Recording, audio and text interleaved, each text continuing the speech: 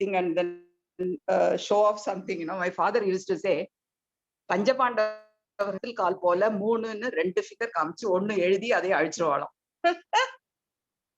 பஞ்சபாண்டவர்கள் cut போல, கண் போல, கட்டில் கால், ஓ கட்டில் கால் போல, 3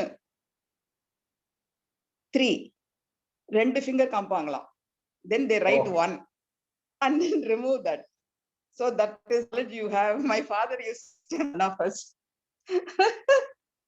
I see. So no, I didn't fully follow that yet. Pandavargal. Yeah. 5. Yeah. Kattal call 4. Okay. I see. And you say 3 in words. Show 2 fingers. Show 2 fingers. You write 1. You write 1. And oh my. Correct. That's a beautiful one. That's on our face. Yeah. So convert 5 to 1 in no time. So when you are talking about, every convert is intertwined with our religion, I just wonder how great our culture is. Even to say that you are a fool, they used to say this. Correct. Tell it in a very, diplomatic way, right? Very, very diplomatic way. Poetic way, diplomatic way. Yeah. Prasad Just reminded of that. Yeah, thank you, Sundariji.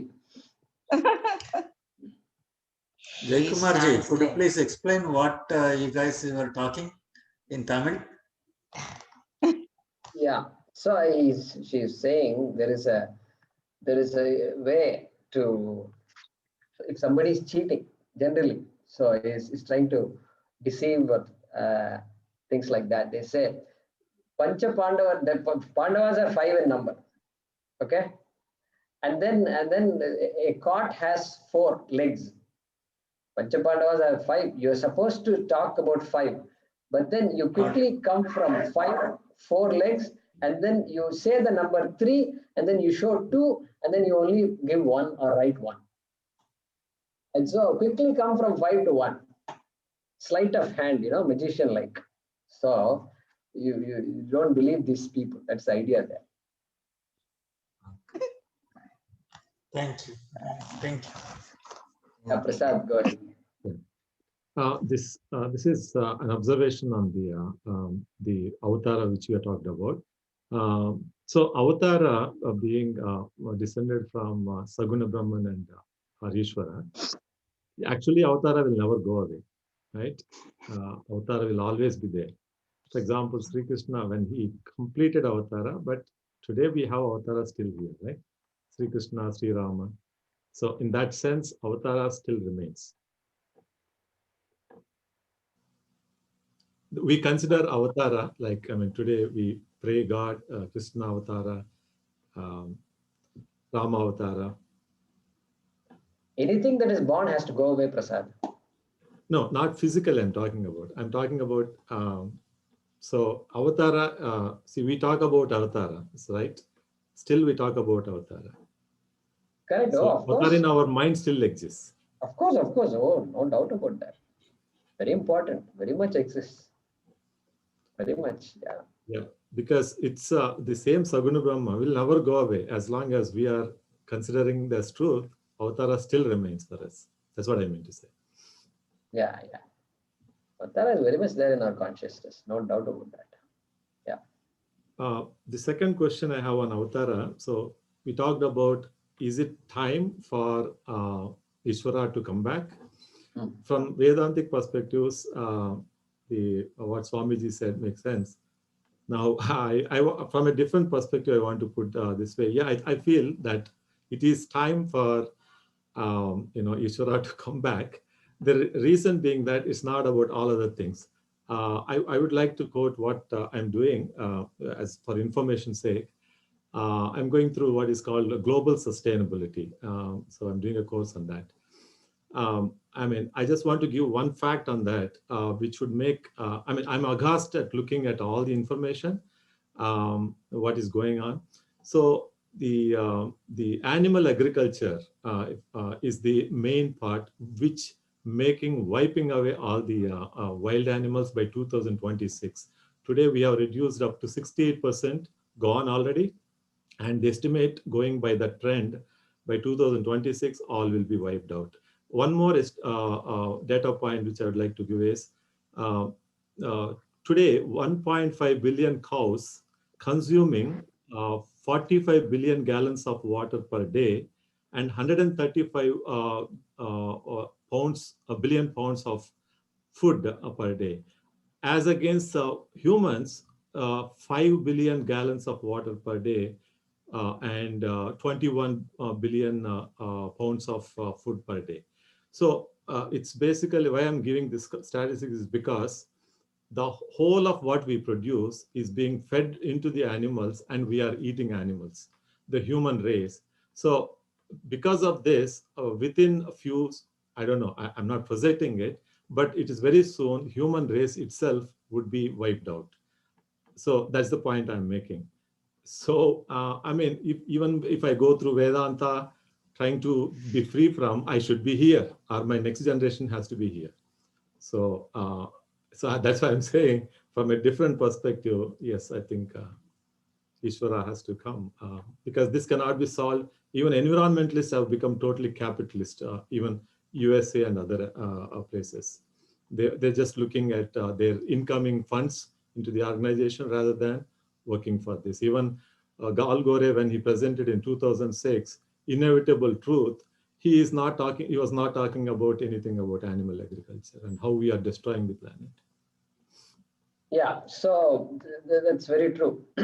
So yeah, dharma is important. Before Vedanta, dharma is important. So there is only where dharma can sustain Vedanta. And this topic about animal consumption is very big. And America has successfully not discussed that topic. And Europe, to some extent, they do. And animal welfare and all, there is a little better off than US. But a long way to go, because this love for consuming meat, beef, etc., red meat and all that is just way too much. And the impact on the environment and all this way too much. And so there's a lot of, it's well known, but it's not, nothing is being done about that. And so what we want to happen in India is to ban export of beef. That's our demand from the government. Ban export of beef initially. So consumption of beef, you can't stop now. So ban export of beef because India has become the largest exporter of beef. Can you believe a country where we are supposed to look at Mata, as mother, as goddess, and we are the largest exporter of beef? Not acceptable. It overtook some Brazil. Brazil was highest, and then India overtook Brazil. So this cow mafia is operating in a big time in this country, and we have to put a stop to that. So in Uttar Pradesh is the biggest manufacturer of beef. That's why Adityanath got into business and closed all these illegal slaughterhouses. And so we've got a long way to go there. And yeah, this has to change, Prasad. This has to change. I don't want this discussion to get carried away by that, but yes, this has to change. No doubt about that. And we've got to work harder, and we have to influence public policy in all countries. Yeah, in fact, there are many variables. Very quickly, why I mentioned about the meat is because meat is related to the forest destruction, because they wanted to produce a lot of this to feed to the animals, domesticated animals. Now, when the forests are gone, the other species are gone. Similarly, the oceans, all the aqua life is going away because they, for the sake of just fish, they even out of their nets, you get all other, for one pound of fish, they are destroying 5 pounds of other animals which are not required to eat. So correct, the whole correct environment is being destroyed. So in fact, what they said that long ago, when 30 years back when I read these things, 1 pound of meat, red meat, takes 10 pounds of grains. Okay, so 10 times the amount of consumption. So 1 pound is all we need. And so instead of taking 1 pound of grains, we are actually taking 10 pounds of grains. So that's the ratio there. And it's just atrocious. And yeah, everything you said, I agree. And the impact is enormous. And there has to be a global movement on this. Nothing less than a movement is needed. Agreed. Yeah, go ahead, Mahesh. What I was saying is that the animals also, another biggest production is the methane gas from its, the manure and all that. So, and methane, unburned methane, is 23 times more ozone killing than CO2. In industry like LNG industry, we take extreme length to capture every molecule of methane to be burned. So it's 23 times more. In fact, countries like Australia, where they have large number of LNG facilities, there's strict laws on how much methane can be released. Okay. So the concept of this gobar gas, when I was in India, it was there. I don't know how it is now. I think even many oil industries in the US are now getting into that. Getting into? This gobar gas capture and reuse. Oh, I see. Okay. Good for them. You're absolutely right. It is 23 times, and the methane is because of the amount of food the animals eat and the manure. So methane, I mean, even human waste produces methane. It's not just the animal. No. Because the statistics shows that it is the animal food, as I already told, it is as it's 135 billion pounds of meat per food per day. That is compared to 21 billions of pounds of food. That's why it is methane which is produced by animals, which is of concern, which is 23 times than that of CO2 released to the atmosphere. So that's major cause. Yeah. That is ozone depleting. Yeah, methane is also ozone depleting. Yeah, definitely. A lot of issues. Thanks for bringing that up, Prasad. Any other questions? Okay. One question, Jaykumarji, on Pratibhashika, I was just thinking. So, taking the dream example,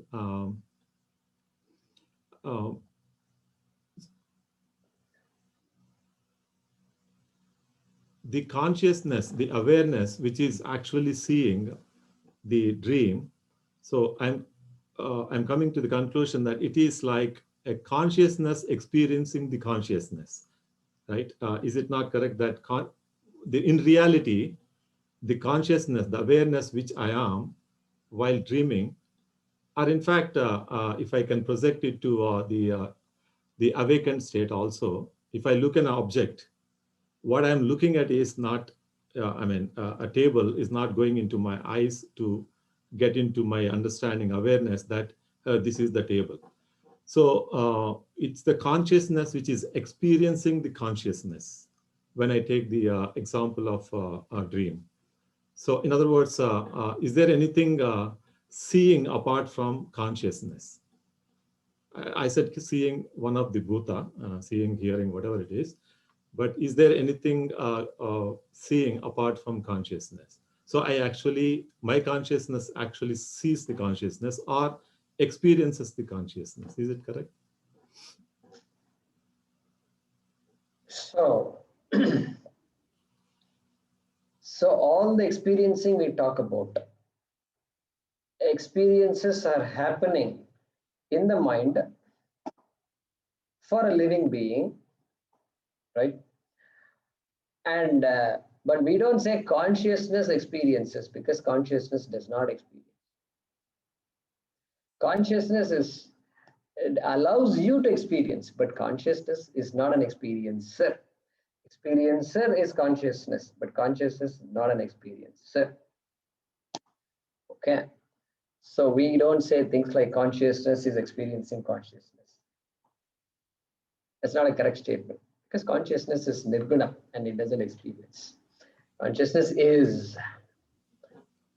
awareness. Yeah. Yeah, that's what I mean. See, when I say consciousness, see, for everything what I experience is through my awareness. The awareness is nothing but my reflected consciousness, which is actually the consciousness which is reflecting in my mind, right? So from that perspective, it is that awareness, which is finally the consciousness from the reality perspective, which is experiencing outside object, which is again the consciousness.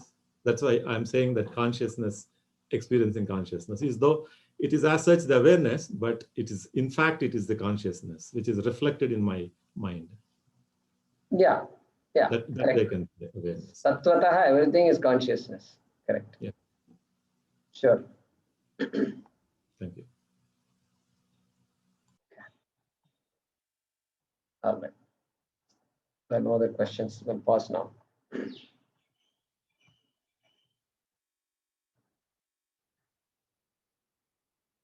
Please translate. Okay, so I hope that is over.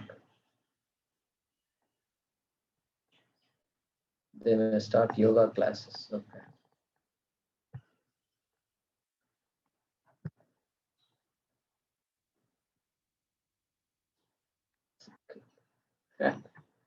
Okay. Om Om Namo Bhagavate Vasudevaya Dhanvantaraye Amrita Kalashahastaya Sarva Maya Vinashanaya Trilokyanathaya Shri Mahavishnave Namaha. Om Namo Bhagavate Vasudevaya Dhanvantaraye Amrita Kalashahastaya Sarva Maya Vinashanaya Trilokyanathaya Shri Mahavishnave Namaha. Om Namo Bhagavate Vasudevaya Dhanvantaraye Amrita Kalashahastaya Sarvamaya Vinashanaya Trilokyanathaya Shri Mahavishnave Namaha. Thank you. See you all next week. Hari Om. ಧನ್ಯವಾದ. Dhanyavada. Thank you, Guruji. ಧನ್ಯವಾದ.